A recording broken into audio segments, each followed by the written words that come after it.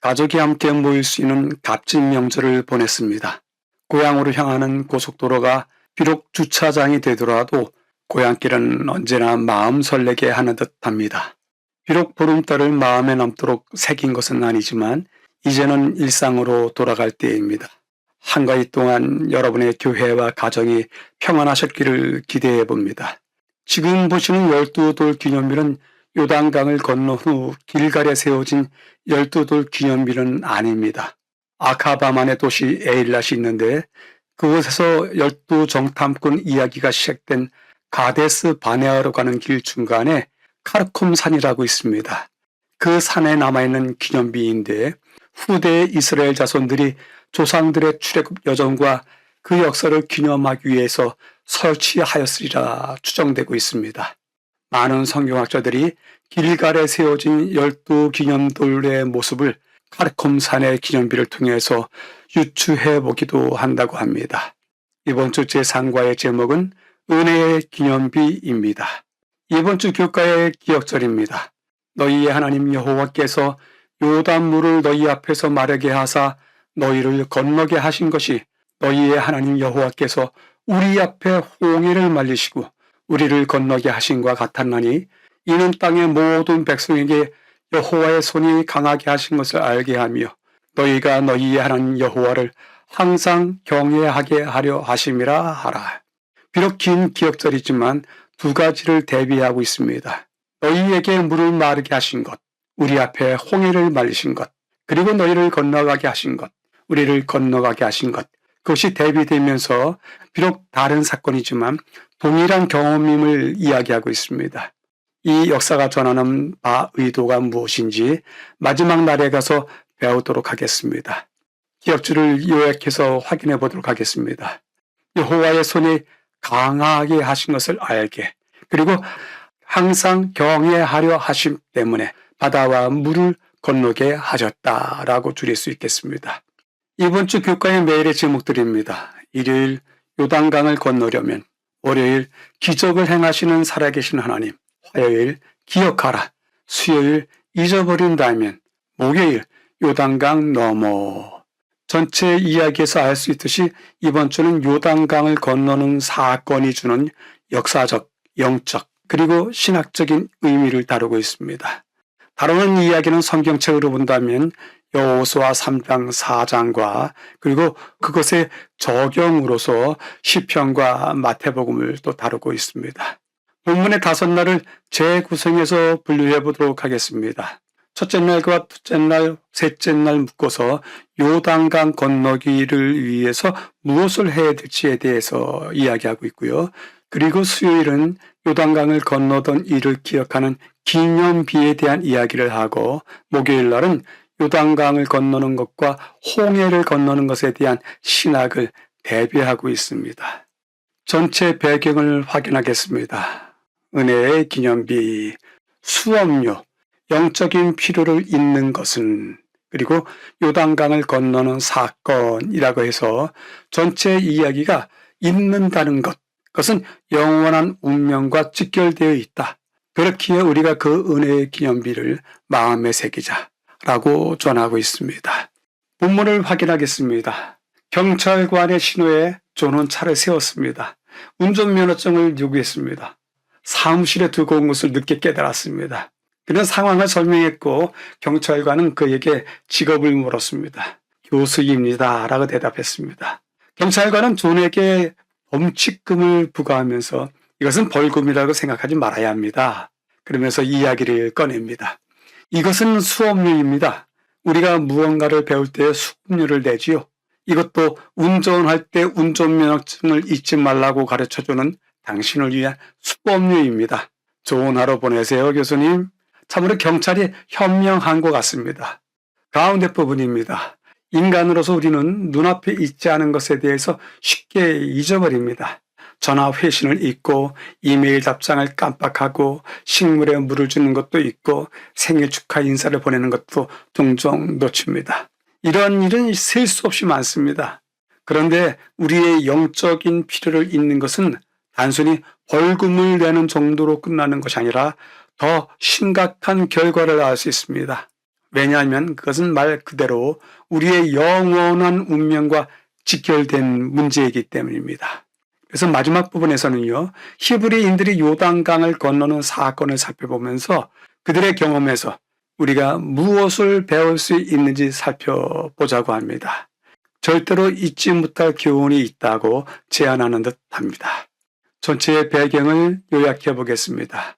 은혜의 기념비. 주제는요, 우리의 삶에는 있는 것이 많다. 그렇지만 영적인 필요만큼은 잊지 말자라고 이야기합니다. 잊지 말 것을 알려주는 벌금이 아닌 수업료를 우리 존이 받았던 것을 기억하게 됩니다. 우리 삶에는 수없이 많은 것들을 잊고 삽니다. 그럼에도 불구하고 영적 필요를 잊는 일은 우리의 운명과 직결되기 때문에 절대로 잊지 말아야 될 것들이 있습니다. 이번 주에는 요단강을 건넌 백성들, 그들의 경험에서 배우고 잊지 말아야 될 것이 있다라고 전해주고 있습니다. 질문해 보겠습니다. 잊혀진 일들 중에서 혹 우리가 기억하고 기념할 만한 일이 있지나 않았는지요? 살펴보시게 되길 바랍니다. 첫째 날입니다. 요단강을 건너려면 언약궤, 하나님의 방법과 때를 따라, 그리고 정결의식이라고 하는 어절이 보이는데요. 요단강 건너기 전에 해야 될 일이 있다고 한다고요. 언약궤를 일단은 앞세워야 되고 그 뒤를 따르는 백성들은 성결해야만 합니다. 우선은 성경 말씀을 읽고 시작하라고 하는데요.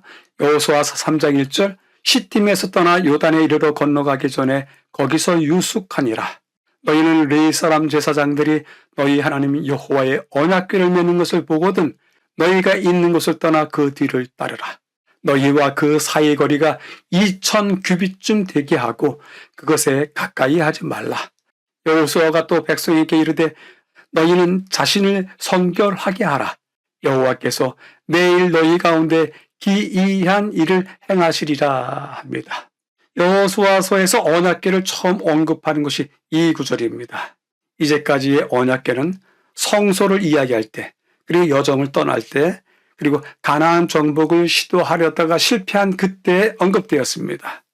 언약궤 안에 세 가지 기념할 만한 성물이 있습니다. 이것은 각각 하나님과의 특별한 관계를 나타내는 것들이었습니다. 중간 부분입니다. 언약궤 그리고 요단강을 건너기 위해서 준비해야 되는 것들이 있는데요.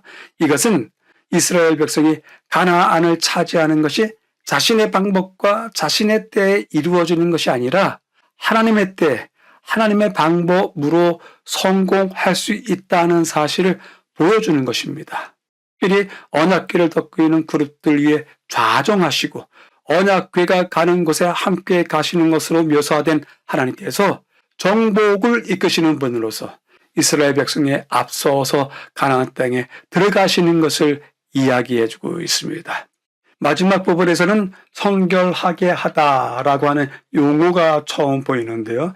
제사장들이 성소에서 봉사를 시작하기 전에 가졌던 정결의식, 그리고 시내산에서 하나님의 계시를 받기 전에 행했던 의식과 유사한 정결의식을 가리킵니다. 이 의식은 죄를 버리고 모든 부정을 제거하라고 하는 의미가 있습니다. 따라서 하나님의 백성들은 하나님의 기사와 이적들을 받기 전에 그들 스스로 먼저 정결해야만 했습니다. 하나님께서 이스라엘을 위해 싸우시기 전에 그들은 그분께 충성을 보이고 그분을 지휘관으로 신뢰한다고 하는 헌신을 정결로서 보여주었던 것이었습니다. 요단강을 건너는 기사는 이스라엘 백성에게 그 땅에서 그곳 사람들을 몰아내시겠다고 하시는 주님의 약속을 신뢰할 수 있음을 증명해 줄 것입니다. 요단강을 마른 땅으로 만드시고 건너게 하신 분은 그들에게 그 땅을 주실 분이 분명합니다. 교훈은 다음과 같이 이야기합니다. 요단강 물이 불어 두 개에 넘쳐 흘렀으므로 평상시에 걸어서 건널 수 있었던 곳으로 건널 수 없었다. 하나님은 이스라엘 백성이 이적으로 요단강을 건너도록 뜻하셨다. 여호수아는 지시를 받아 백성들로 스스로 성결케 하고 저희 죄를 버리고 외부의 모든 불결함에서 자신을 정결케 하도록 명령하였다. 여호수아는 그 까닭을 여호와께서 내일 너희 중에 기사를 행할 것이라고 말하였다. 언약궤가 무리 앞에서 길을 인도할 것이었다 전하고 있습니다. 첫째 날을 요약해 보겠습니다. 요단강을 건너려면 건너기 전에 미리 준비해 있어야 한다.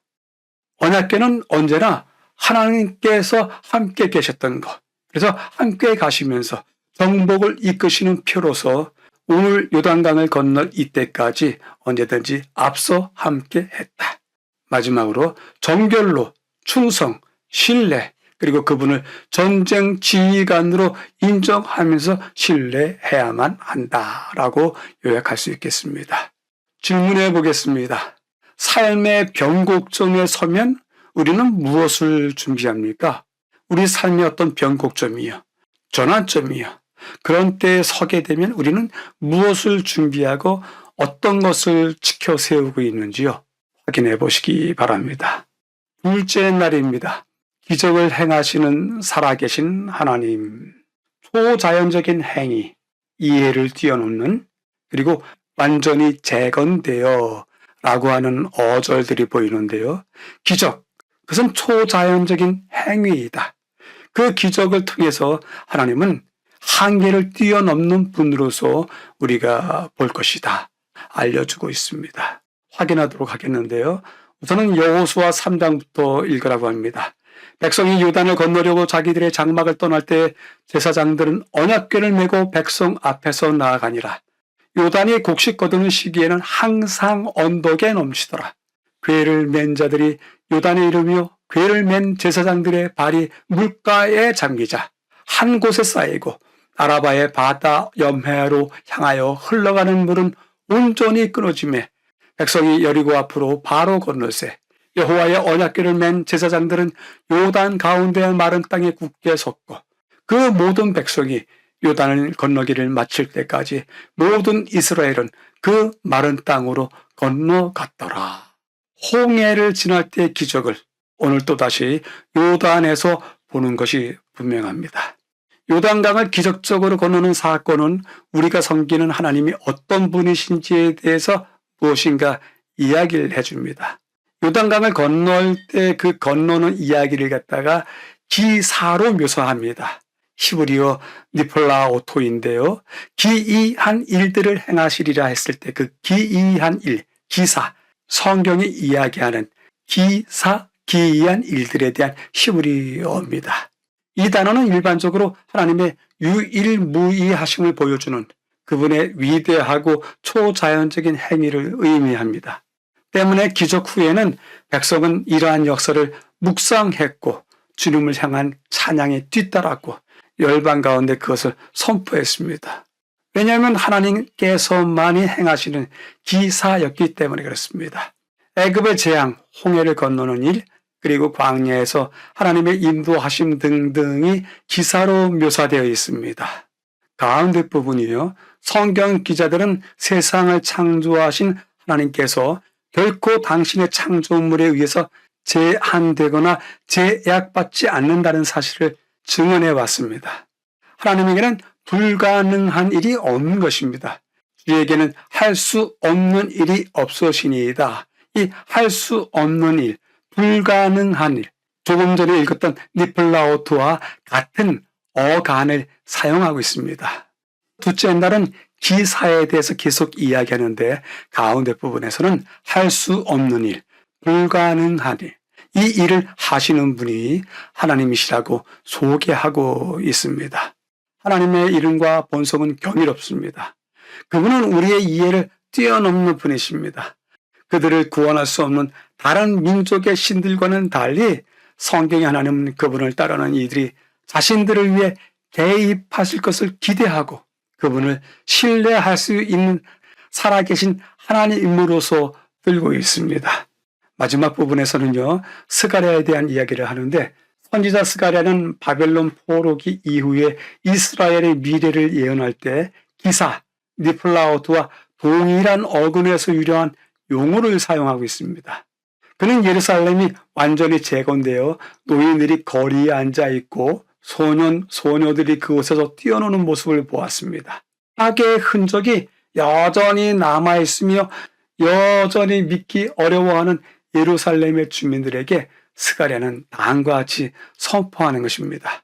만군의 여호와께서 이같이 말하노니 이 일이 그날에는 남은 백성의 눈에는 기이하려니와 내 눈에야 어찌 기이하겠느냐. 보라, 내가 내 백성을 해가 뜨는 땅과 해가 지는 땅에서부터 구원해내고 인도하여다가 예루살렘 가운데 거주하게 하리니 그들은 내 백성이 되고 나는 진리와 공의로 그들의 하나님이 될 것이다. 이 성경 구절 중에서요, 중요한 부분이 이곳입니다. 만군의 여호와가 이같이 말하노라. 이 일이 그날에 남은 백성의 눈에 기이하려니와 기이하겠느냐. 여기 기이하다라고 하는 단어가 역시 이빨레라고 썼는데 처음에 이야기했던 니플라우트에 들어가 있는 어간하고 똑같은 팔라라고 하는 단어를 쓰고 있습니다. 그래서 둘째 날은 비록 한글 표기법은 다르지만 세 곳에 쓰인 단어가 다 하나님의 기이하신 일, 기사에 대해서 이야기를 하고 있습니다. 둘째 날은 하나님의 기이하신 일에 대한 우리의 관심을 높이고 고조시켰습니다. 하나님의 섭리로서 우리의 길이 준비될 때 우리에게 임하실 하나님의 기이한 일, 기사가 우리에게도 나타나기를 기대해 봅니다. 교훈은 다음과 같이 이야기합니다. 제사장들이 강에서 올라오기 전에 이런 놀라운 기적이 결코 잊혀지지 않도록 주께서는 여호수아에게 각 지파에서 유력한 사람들을 뽑아서 제사장들이 서 있었던 강의 길, 바로 그곳에서 돌들을 취하여 그들의 어깨에 짊어지고 길갈로 가서 하나님께서 이스라엘로 요단강을 마른 땅처럼 건너게 하신 사실을 기념하여 기념비를 세우도록 명령하셨다. 이것은 주께서 그들을 위해서 행하신 기적을 끊임없이 생각나게 해줄 것이었다라고 전하고 있습니다. 둘째 날을 요약해 보겠습니다. 기적을 행하시는 살아계신 하나님, 하나님의 기사, 아무리 어려운 장애물이 있더라도 불가능한 일이 없다라는 것을 또 한 번 배우게 됩니다. 기적, 유일무이함을 보이는 위대하고 초자연적인 행위이다. 당신의 창조물에 제한되거나 제약받지 아니하신다. 그리고 여전히 폐허가 된 도시에 백성이 거주하리라고 하는 기사가 섞인 예언을 스가랴가 하고 있다라고 요약해 볼 수 있겠습니다. 질문해 보겠습니다. 예측하지 못했던 방식으로 일이 풀렸던 적이 있을까요? 이것을 혹시 하나님의 기적, 기사라고 설명할 만한 일이 있었는지 우리 모두 다 경험이 있을 겁니다. 그것을 다시 한번 찾아서 확인해 보시게 되길 기대해 봅니다. 이제 둘째 날 덧붙여 보도록 하겠습니다. 여호수아서 3장 15절에 보면 요단이 곡식 거두는 시기에는 항상 언덕이 넘치더라 하는 성경 구절을 읽었는데요. 그에 대한 이야기를 해보도록 하겠습니다. 우선은 지난주에 우리가 시딤이 어디 있는지, 여리고가 어디 있는지에 대해서 확인했습니다. 밑에는 사해가 있고요. 검은색으로 칠해진 지점이 시딤이고 노란색 지점이 여리고였습니다. 시딤에서 여리고까지 펼쳐져 있는 지대의 색깔이 다들 제 색깔이네요. 왜냐하면 이것이 요단강이 흐르는 평지인데요. 특별히 우기가 되면 이 평지가 넘치기 때문에 매우 넓은 평지가 조성되어 있습니다. 그곳에 입체적인 그림이 있는데요. 그림만으로도 깊은 계곡인 것을 볼 수 있고요. 그 계곡에 물이 넘치기 때문에 모래가 쌓여있는 평지인 것을 확인할 수가 있습니다. 이것을 확인해 보면 맨 위에 갈릴리가 보이고요. 파란색 강이 보이는데요. 요단강이고요. 그리고 오른쪽에 시딤, 왼쪽에 여리고성이 있는 것을 보게 됩니다. 이것을 실제 사진으로 한번 볼까요? 오른쪽에 사해가 있고요. 요단강의 사해를 흘러 들어가고요. 저 산 밑에 조금 높은 지대가 평야지대가 있는데요. 모압 평지라고 합니다. 그래서 모압 평지에서부터 요단강을 건너서 여리고까지 건너오게 되는 것입니다. 지금처럼 물이 많이 흐르는 것은 성경 구절처럼 추수할 계절에는 물이 많이 흐릅니다. 왜냐하면 10월 달서부터 시작된 우기 때문에 물의 양이 늘어나기 시작해서 3, 4월 달 되면 우기가 끝나더라도 헤르몬산의 눈이 녹고 골란고원에서 내려오는 물들 때문에 강이 불어나고 또 물결이 새기 마련입니다. 그렇기 때문에 여호수아 3장 15절에 요단이 곡식 거두는 시기에는 항상 언덕에 넘치더라. 궤를 맨 자들이 요단에 이르며 궤를 맨 제사장들의 발이 물가에 잠기자. 항상 언덕에 넘치는 것 이상으로 물길이 셌습니다. 부조와 선지자, 우리가 첫째 날 읽었던 영감의 교훈에는 요단강 물이 불어 뚝에 넘쳤으므로 평상시에 걸어서 건널 수 있었던 곳으로 건널 수 없었다. 하나님은 이스라엘 백성이 이적으로 요단강을 건너도록 뜻하셨다 하셨는데 바로 이렇습니다. 물길이 셉니다. 그리고 물의 양도 많습니다. 이것은 1934년에 요단강 지류에서 있었던 홍수 모습입니다. 이것은 요르단에서 팔레스타인 서안지구로 넘어오는 국경지대인데요. 이곳까지 홍수 때문에 이렇게 넘치는 것은 특별한 경우인데 알렘비 다리라고 해서 이 국경지대를 지나는 다리가 물에 잠기는 모습도 멀리서 볼 수가 있습니다. 때문에 이 요단강을 건너는 일은 단지 개울을 지나는 그런 정도가 아니고요. 물결은 거세고 물도 많고 험한 강이기 때문에 건너는 일 자체가 조심스러울 수밖에 없었습니다. 그러나 하나님께서 법궤를 통해서 이스라엘 백성들 앞서 가시기 때문에 아무리 거세게 흐르고 그리고 물이 많은 요단강이라 할지라도 그 땅을 마른 땅으로 바꿀 수밖에 없었습니다. 두 번째 이야기를 덧붙여 보도록 하겠습니다. 여호수아서 3장 16절 곧 위에서부터 흘러내리던 물이 그쳐서 아담 성읍 변두리에 일어나 한 곳에 쌓이고 아라바의 바다 염해로 향하여 흘러가는 물은 온전히 끊어지매라고 하면서 흘러내리던 물이 갑자기 끊어졌다고 하는 표현을 쓰고 있는데요. 이 이야기는 어떻게 풀어볼 수 있을지 확인해 보도록 하겠습니다. 많은 성경학자들, 많은 고고학자들, 그리고 성경과학자들은 성경의 이야기가 단지 그리스 신화처럼 신화로 남거나 아니면 이야기로 남는 것을 용납할 수 없다고 생각합니다. 왜냐하면 성경에 나타난 사건들은 이 땅에서 역사적으로 있었던 사건이었기 때문에 그것을 가능한 한 설명해 볼 수 있는 길을 찾는 것들이 성경학자들, 성경과학자들, 그리고 고고학자들의 일입니다. 여호수아 3장 16절에 나타난 이 이야기들도 많은 성경학자들이 그 설명을 찾아 나서 봤는데요. 다음과 같이 설명할 수가 있습니다. 다시 한번 신의 반도주의를 띄워봤는데요. 여기에 몇 곳을 확인해 보겠습니다. 맨 위에는 요르단 계곡이 있고요. 그다음에 사에서부터 맨 밑에 아카바만까지 이르는 길도 요단 계곡만큼이나 깊고 깊은 계곡, 땅과 땅이 벌어져 있는 그러한 계곡입니다. 그리고 아카바만이 맨 밑에 있습니다. 그런데 왜 이 지형은 아카바만에서부터 시작해서 깊은 계곡으로 계속해서 갈릴리 호수까지 더 나가서는 헤르몬산까지 계속 파여져 있는 채로 올라가게 될까요? 그것에 대해서 지질학자들이 대답을 해놨습니다. 지금 보시는 사진은 전문적인 지질학회에 나온 사진인데요. 우선은 왼쪽 위쪽에 있는 사진과 오른쪽에 홀로 있는 사진을 같이 비교해 보면 아카바만에서부터 헤르몬산까지 빨간 줄이 쭉 가 있습니다. 그러면서 두 곳으로 나눴는데요. 땅속 더 깊은 곳에 땅들과 땅들이 나눠져 있고 땅들을 받치고 있는 판들이 있다고 하는데 그 판들이 아카바만에서부터 시작해서 계곡을 쭉 따라 올라가서 헤르몬산 지나서까지가 왼쪽이 아프리카판이 되고요. 오른쪽이 아라비아판이 된다고 합니다.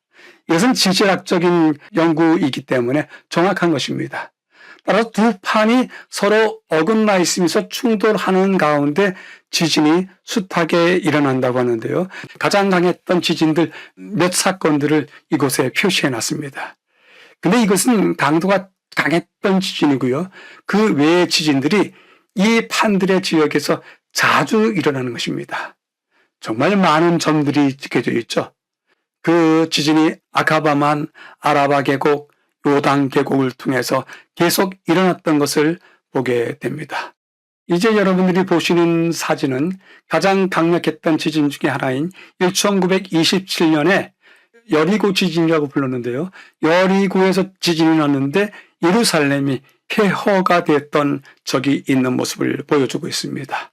그리고 지금 보시는 사진은 마찬가지로 1927년에 있었던 지진인데요. 사해 근처에 바닥이 갈라져 있는 것이 확인이 되고 있습니다. 그리고 이러한 지진 때문에 가장 최근에 벌어졌던 모습은 지진으로 말미암아 사해에 커다란 싱크홀이 생기게 됐던 것을 확인하는 이스라엘 관료들의 모습을 보게 됩니다.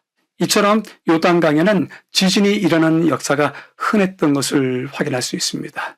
그래서 많은 성경학자들과 지질학자 그리고 고고학자들이 혹 요단강의 갑작스러운 물 끊어짐은 요단강가에 이루었던 어떤 줄기에서 지진 때문에 산이 붕괴하든지 계곡이 붕괴하든지 아니면 커다란 돌들이 막혀져서 요단강물이 끊어진 것이 아니겠는가라고 추측을 해보고 있습니다. 실제로 아담이라고 하는 지명이 성경절에 나왔었는데요. 거기서 물이 끊어졌더라라고 표현이 되고 있는데요.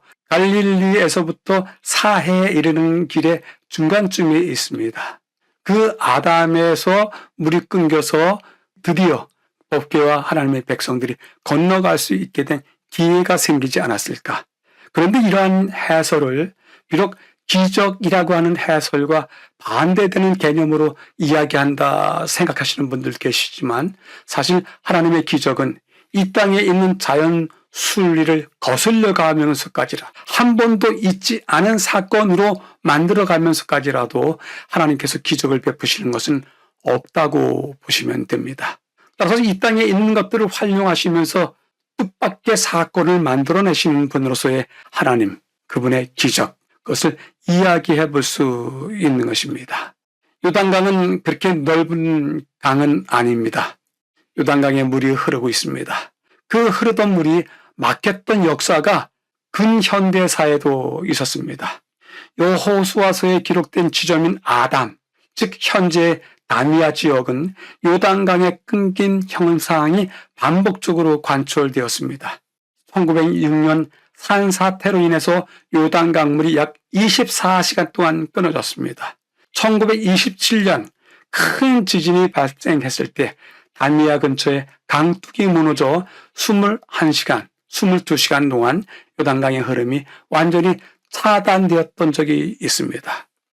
성경학자들, 고고학자들, 지질학자들이 이렇게 이야기하는 까닭은 성경의 신빙성을 더욱더 높이기 위해서, 성경의 역사성을 더욱더 높이기 위해서 이러한 증거들을 찾아 나서고 있는 것입니다. 여러분들 개개인이 이 해석을 받든지 안 받든지 우리의 믿음은 변하지 않습니다. 우리의 믿음, 하나님께서 기적과 기사를 행하시는 분으로 믿고 있고 영원히 그분만이 하시는 일로서 이 사건을 하신 것을 믿음으로 받아들이고 있습니다. 여러분들의 가치관에 혼란이 없는 그러한 자료가 되길 바라봅니다. 셋째 날입니다. 기억하라. 상징, 증거, 기념비, 그리고 위대한 행위의 의미라고 하는 어절들이 보이는데요. 표징이 있다. 그 표징을 가지고 기억하고 내면화하도록 우리에게 주신 것이다. 그러니 너희들이 개인적으로 하나님이 주시는 표징이 있거든. 그것을 내면화하도록 해봐라 라고 하는 이야기를 담고 있습니다. 여호수아서 4장을 읽도록 하라고 합니다. 각 지파에 한 사람씩 12사람을 택하고 요단 가운데 제사장들의 발이 굳게 선 그곳에서 돌 12를 택하여 그것을 가져다가 오늘 밤 너희가 유숙할 곳에 두게 하라. 이것이 너희에게 표징이 되리라. 후일에 너희의 자손들이 물어 이르되 이 돌들은 무슨 뜻이냐 하거든. 곧 언약궤가 요단을 건널 때에 요단물이 끊어졌으므로 이 돌들이 이스라엘 자손에게 영원한 기념이 되리라. 그 12돌을 길갈에 세우고 이는 땅의 모든 백성에게 여호와의 손이 강하신 것을 알게 하며 너희가 너희의 하나님 여호와를 항상 경외하게 하려 하심이라 하라 전하고 있습니다. 하나님께서는 이스라엘 백성들에게 기념비를 세우라고 명령하셨습니다. 이 돌들을 표징으로 삼기 위해서 세웠습니다. 표징이라고 하는 단어가 오트라고 하는데요. 이 오트는 종종 기적으로 번역되는데요. 애굽에 내린 재앙처럼 하나님이 행하신 기사를 가리킬 수 있고, 또한 오트는 더 깊거나 초월적인 사실을 외적으로 나타내는 상징이나 증거라고 하는 의미를 지니기도 합니다. 예를 들어서 무지개는 언약의 증거, 오트입니다. 이스라엘 집의 문설주와 안방에 뿌려진 피도 오트입니다. 가장 중요한 예인 안식일도 창조와 하나님의 거룩하게 하시는 임재의 오트입니다. 가운데 부분이요. 여기에서 표징은 기념물로 가능하며 후대에게 강을 건넌 기사를 상기시켜 줍니다. 4장에서 기념비라고 하는 단어는 기억하다라고 하는 자카르라고 하는 단어로 사용하고 있는데요. 기념, 기억을 뜻합니다. 단순히 무엇을 떠올리는 수동적인 행위를 넘어서 기억함에 따르는 적절한 행동까지 포함하는 기억입니다. 기념입니다. 돌 기념비를 세우고 그 의미를 질문하게 하는 의식, 그것은 구약에서 흔히 볼 수 있는데 바로 오늘의 이 기억과 기념도 그렇게 해야 됩니다.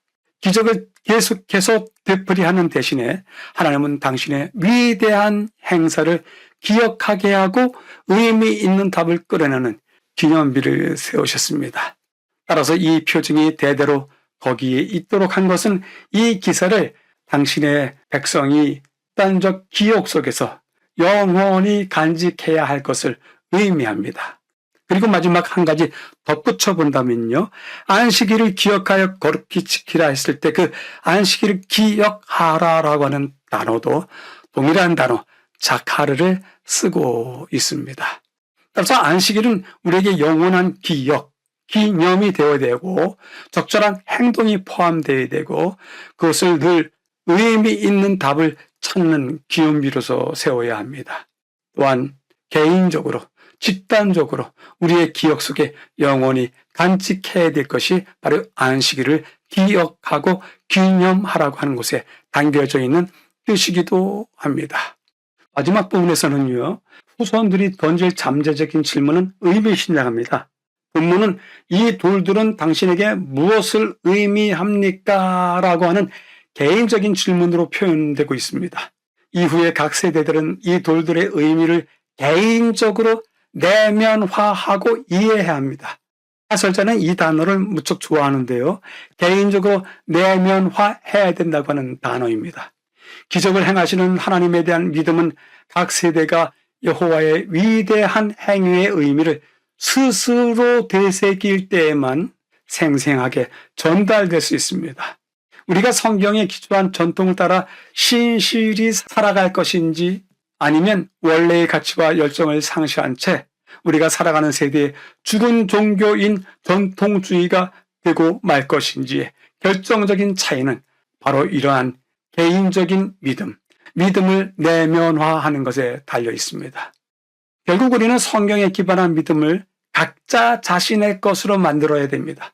누구도 특히 우리 부모와 조상일지라도 우리를 대신해서 믿어줄 수가 없습니다. 마지막 부분의 진술은 매우 중요합니다. 이러한 까닭에 성경의 신앙과 정신을 우리 안에 내면화시켜야 한다는 주장을 거듭거듭 하고 있습니다. 이 신앙의 내면화를 위한 강조는 지나치지 않다고 여겨집니다. 교훈은 다음과 같이 이야기합니다.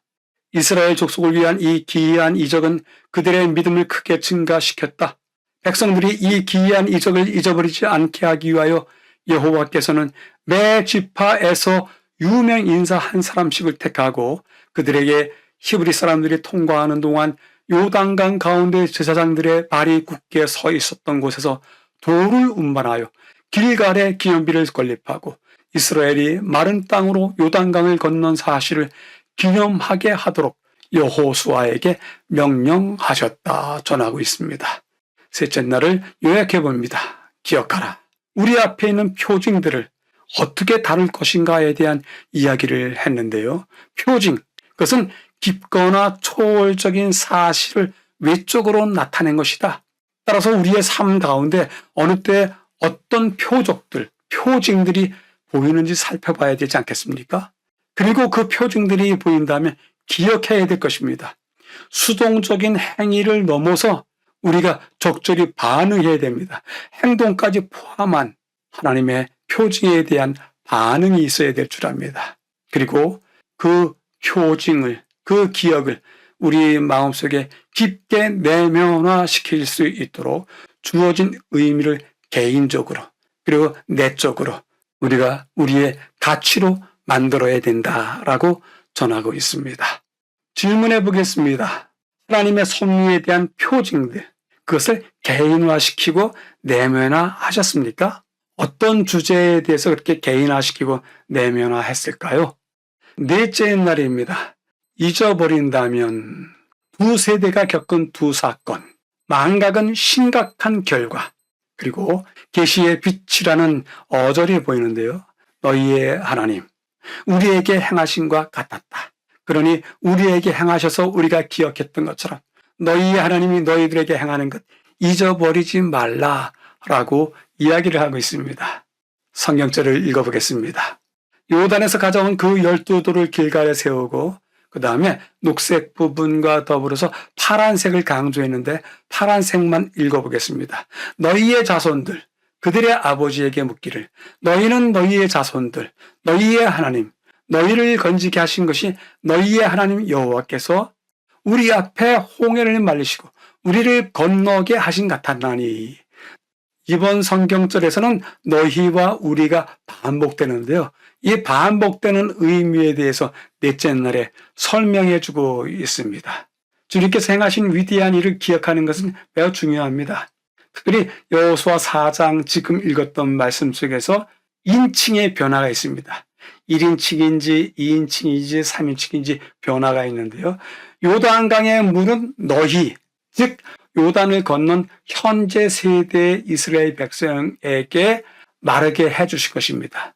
이와 달리 우리 곧 홍해 출애굽을 경험하는 첫 시대 가운데서 살아남은 사람들 앞에서는 홍해를 마르게 하셨다고 기록합니다.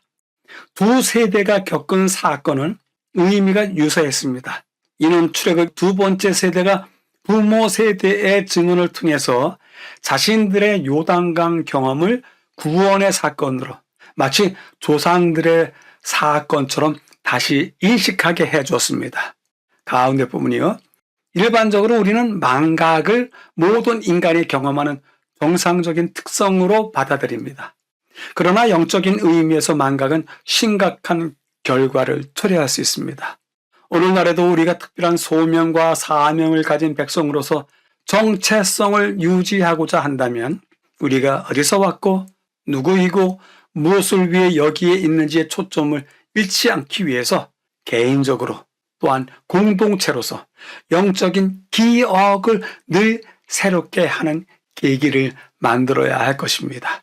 세 번째 부분에서는요. 고린도전서 11장 이것은 너희를 위하는 내 몸이니 이것을 행하여 나를 기념하라 하시고 25절 이제는 내 피로 세운 새 언약이니 이것을 행하여 마실 때마다 나를 기념하라 하셨으니 내가 너희에게 말한 모든 것을 생각나게 하리라 라고 하면서 여전히 고린도전서와 요한복음에도 잊지 말고 기념해야 될 것을 말씀하시고 있습니다.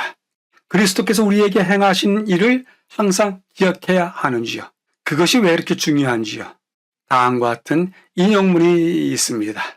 우리는 주님께서 우리를 인도해 오신 길과 우리의 과거 역사를 통하여 주신 그분의 가르침을 잊어버리는 것 외에는 미래를 위하여 두려워할 것이 전혀 없다고 전하고 있습니다. 교훈은 다음과 같이 이야기합니다.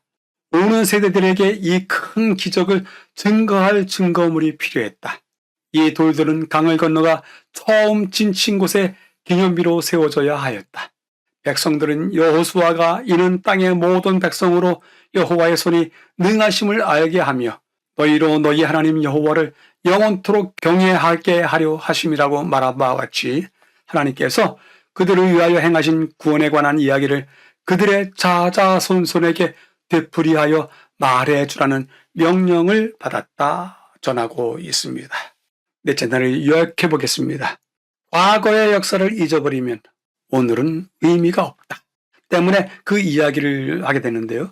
부모 세대의 증언, 그것이 요단 건너기를 통해서 이 세대에게도 구원의 사건으로 받아들여지게 된다. 정체성을 유지하기 위해서 개인과 공동체가 영적인 기억을 되살려야 하리라. 그리고 마지막으로 인도하신 길, 역사, 그것을 잊는 것 외에는 미래에 대해서 두려울 것이 없다. 라고 하는 인용문을 통해서 요약하고 있습니다. 질문해 봅니다. 주께서 베푸셨던 구원 사건이 종종 기억나는지요? 그 구원 사건을 종종 기억해 내시는지요? 예루살렘에 가면 야드 바셈이라고 하는 홀로코스트 기념관이 있습니다. 그 기념관에 유명한 글귀가 있습니다.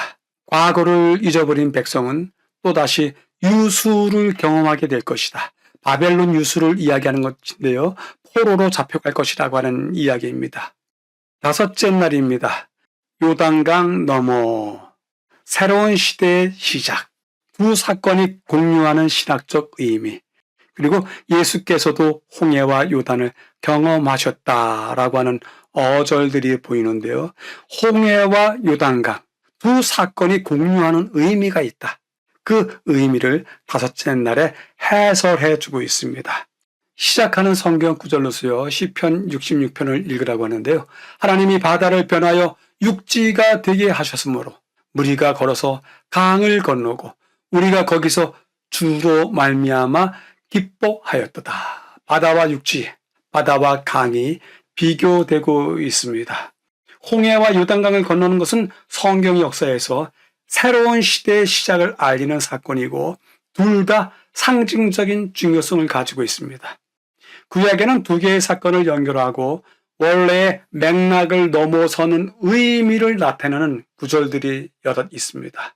특별히 시편 66편에서 시인은 홍해와 요단강을 건너는 역사적 사례를 언급하면서 자신의 삶 속에서 행하신 하나님의 구원의 역사를 찬양하고 있습니다. 가운데 부분에서요. 시편 114편을 읽으라고 하는데요. 이스라엘이 애굽에서 야곱의 집안이 언어가 다른 민족에게서 일단은 이스라엘이 애굽에서 그리고 야곱의 집안이 이제 광야길을 끝내고서 가나안 땅에 들어갈 때의 이야기죠. 3절 바다가 보고 도망하며 요단은 물러갔으니 5절 바다야 내가 도망하면 어찌함이며 요단아 내가 물러가면 어찌함인가 라고 114편은 철저하게 홍해와 요단강을 비교하고 있습니다. 두 번의 건너는 사건이 공유되는 까닭은 시간적인 간격을 알지 못하기 때문에 적어놓은 것이 아니라 신학적 의미가 있기 때문입니다. 두 사건은 모두 이스라엘의 신분의 변화를 상징합니다. 첫 번째는 노예 상태에서 자유로, 두 번째는 정처 없는 유랑하는 상태에서 국가로 전환되는 것을 상징합니다. 이 시편들에서 두 개의 건nom의 이야기는 저자의 상태가 억압, 빈곤, 무력감, 굴욕에서 안전, 행복, 구원, 존엄으로 변화되는 것을 보여줍니다. 이 이야기가 엘리야와 엘리사의 사건에서도 적용이 되는데요. 엘리야의 승천도 요단강에서 여호수아서에 기록된 기적과 유사한 맥락을 보여줍니다. 엘리야가 요단강을 건너는 것은 그의 삶에서 중요한 변화의 상황입니다. 그는 땅에서 하늘로 올라갔습니다. 이 중요한 변화는 엘리야의 제자인 엘리사에게도 일어났습니다. 그는 선지자의 수종 드는 자에 불과했지만 강을 건너고 난 다음에는 이스라엘의 선지자가 되었습니다. 마지막 부분을 위해서 마태복음을 읽으라고 하는데요. 침례를 받으시고 곧 물에서 올라오실세 하늘이 열리고 하늘로부터 소리가 있어 말씀하시되 이는 내 사랑하는 아들이요 내 기뻐하는 자라.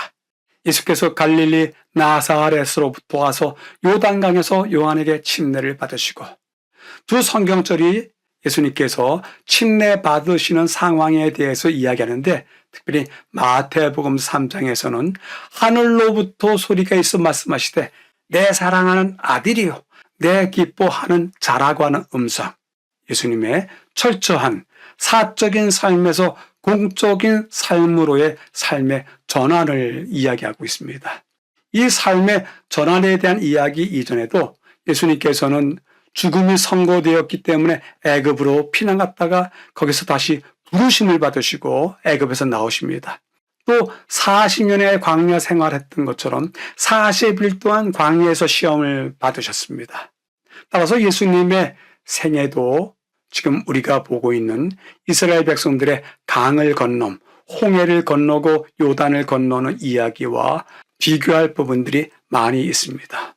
특별히 히브리서 3장과 4장은 요단강을 건너는 상징적 의미를 잘 인식하고 있고 가나안으로 들어가는 것을 그리스도인들이 믿음을 통해 들어가는 은혜의 안식의 예표로서 우리에게 제시하고 있는 것입니다. 교훈은 다음과 같이 이야기합니다. 하나님께서 이스라엘 자손들 앞에 요단강을 먹게 하셨다는 기별이 아모리인의 왕과 가나안인의 왕들에게 전달되었을 때 그들의 마음은 공포에 사로잡혔다. 히브리인은 이미 미디안의 5 왕과 아모리인의 왕인 유력한 시온과 바산 왕 옥을 죽이고 이제 강물이 불어 맹렬히 흐르는 요단을 건너오자 인근의 모든 민족은 공포심에 사로잡혔다. 가나안인과 온 이스라엘과 여호수아 자신에게 의심할 여지 없는 증거가 주어진 바 되었다 전하고 있습니다. 5째 날을 요약해 봅니다. 요단강 너머 홍해와 요단강을 건너는 일은 삶의 역사의 변곡점이다라고 하는 이야기를 하고 있는데요. 홍해와 요단강 사건, 새 시대의 시작이다. 구원의 역사를 찬양할 수밖에 없다. 홍해와 요단강 사건, 여기에는 공유하는 신학이 있다. 그리고 또 특별히 신분의 변화를 나타내고 있다. 그리고 마지막으로 주님께서 홍해와 요단을 건너는 경험을 하셨다. 직접적으로 그분께서 애굽에서 어린 시절을 보내시다가 돌아오시고 그리고 광야에서 40일 동안 머무셨고 요단에서 침례를 받으셨다. 그리고 이 모든 과정은 그리스도인들에게 주신 구원에 이르는 은혜의 예표이기도 하다라고 요약해 주고 있습니다. 물어보겠습니다. 홍해와 요단강을 건너는 경험이 있었습니까? 있었다면 무엇이 어떻게 변화되었는지요? 우리 자신을 한 번씩 확인해 보시게 되길 기대해 봅니다. 마지막으로 5째 날을 덧붙여 보도록 하겠습니다. 홍해를 건너는 사건과 요단강을 건너는 사건을 5째 날에 공부를 했는데 다시 한번 다른 입장에서 확인을 해 보려고 합니다. 홍해에서 요단강에서라고 하는 두 부분으로 나누어 봐서 첫 번째, 홍해에서는 깊은 바다를 건너게 됐는데 요단강에서는 거센 물길을 건너게 되었다. 마른 바다를 통과하게 되었고 마른 물길을 통과하게 되었다. 그리고 홍해에서는 지팡이와 함께 건넜고 요단강에서는 법궤와 함께 건넜다. 홍해에서는 출애굽의 시작, 요단강에서는 약속의 땅에 대한 시작으로서 물들을 건너게 되었다. 우리 5째 날의 요약과 같습니다. 새 시대의 시작, 또 변화의 시작을 알리는 홍해에서 그리고 요단강에서의 경험, 깊고 거센 물길, 즉 우리 인생의 깊고 거센 물길에서의 우리의 물 건너미 우리의 인생을 새롭게 변화시키는 계기가 되기를 기대해 봅니다. 더 깊은 연구를 위해서입니다. 두 것을 확인하는데요. 특히 여호수아 3, 4장은 요단을 건너서 약속의 땅으로 들어가는 이스라엘의 준비에 대한 기록이기 때문에 이 장들을 연구해 보아야 한다. 주께서 그의 백성들에게 가르치신 교훈들에 대한 기억을 새롭게 함으로써 우리의 마음과 생각을 계속 연단할 필요가 있다. 2번째입니다. 살아계신 하나님을 섬기는 일에서 떠나가면 하나님의 저주가 그들에게 이를 것이지만 만약 마음을 다하고 심령을 다하고 힘을 다하여 그분을 사랑하면 그분께서는 그들의 방주리와 곳간에 복을 풍성하게 주실 것이며 그들에게서 질병을 제거해 주실 것이기 때문이다. 전하고 있습니다. 자신에게 질문하기입니다. 홍해를 두려워 말자. 요단강을 두려워하지 말자. 하나님께서 그것들을 마른 땅 되도록 하실 것이 아닌가? 그거 확신하고 있는지요? 물어보게 됩니다. 오늘의 교과를 3줄로 요약해 보겠습니다. 요단강을 보기 전에 너를 성결케 하라. 섭리를 잊지 말라. 그 경험을 계속해서 기억하라. 그리고 홍해와 요단강 두려움 없이 대하라. 하나님께서 너를 위해서 길을 예비하실 것이다 라고 요약할 수 있겠습니다. 본 교과 연구에 참여해 주신 여러분들에게 감사드립니다. 다음 주에 다시 뵙겠습니다. 감사합니다.